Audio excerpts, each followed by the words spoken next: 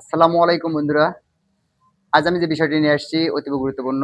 যারা গরু পালেন তাদের ম্যাক্সিমাম এই সমস্যার সম্মুখীন হয়।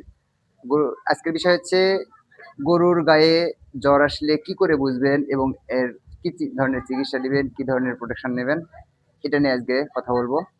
তো বন্ধুরা যারা গরু পালেন তাদের প্রতিজনেরই সমস্যা আছে গরুর গায়ে জ্বর আসা। একটু পরিবেশের সমস্যা হলে, আবহাওয়া পরিবর্তন হলে গরুর গায়ে ঠান্ডা বা জ্বর আসে। তো বন্ধুরা যদি আপনার গরুর গায়ের তাপমাত্রা ১০১ থেকে ১০২ এর উপর থাকে তাহলে বুঝতে হবে আপনার গরুর গায়ে জ্বর আসতেছে। তাহলে সঙ্গে সঙ্গে আপনাকে পশু চিকিৎসকের পরামর্শ মোতাবেক ওষুধ খাওয়াতে হবে।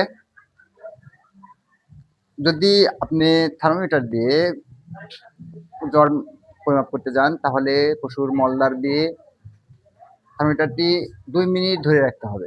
২ মিনিট পরে বের করে যদি দেখেন আপনার গরুর তাপমাত্রা আছে ১০২ এর উপর, তাহলে ধরে নেবেন আপনার গরুর গায়ে জ্বর হচ্ছে। তো আপনার গরুর মুখ দিয়ে যদি বা নাক দিয়ে যদি পানি পড়ে তাহলে বুঝতে হবে গরু ঠান্ডা লেগেছে। তো আপনার গরুর ঘরে মানে কি কারণে মানে ঠান্ডা লাগে বা জ্বর আসে, তার প্রধান কারণ হচ্ছে আপনার গরুর ঘর যদি স্যাঁতসেঁতে ভিজে থাকে, বেশি ঠান্ডা লাগে, গরু যদি বৃষ্টির পানিতে ভিজে তাহলে গরুর ঠান্ডা বা জ্বর হওয়ার সম্ভাবনা বেশি থাকে। তো আপনারা সবসময় চেষ্টা করবেন গরুর ঘর পরিষ্কার পরিচ্ছন্ন রাখার, শুকনো রাখার, আলো বাতাস ভালোভাবে পাবে এরকম একটি ঘর, বৃষ্টির পানিতে গরু যেন না ভিজে এরকম পরিবেশ দেওয়ার চেষ্টা করবেন। তাহলে গরু সুস্থ থাকবে, ভালো থাকবে। আপনার গরু যদি সুস্থ থাকে আপনি লাভবান হবেন।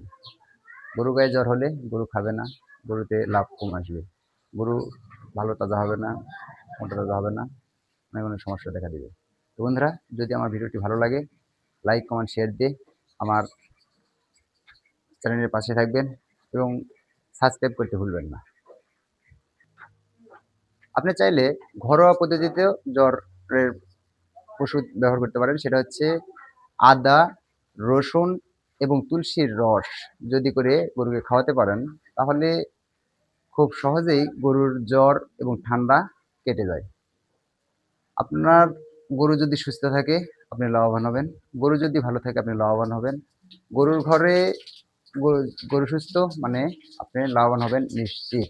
তো বন্ধুরা যদি আমার ভিডিওটি ভালো লাগে লাইক কমেন্ট শেয়ার দিয়ে আমার চ্যানেলের পাশে থাকবেন এবং সাবস্ক্রাইব করতে অবশ্যই ভুলবেন না, এবং ভিডিওতে কমেন্ট করে জানাবেন এরপরে ভিডিও কোন বিষয় নিয়ে অবশ্যই জানাতে ভুলবেন না।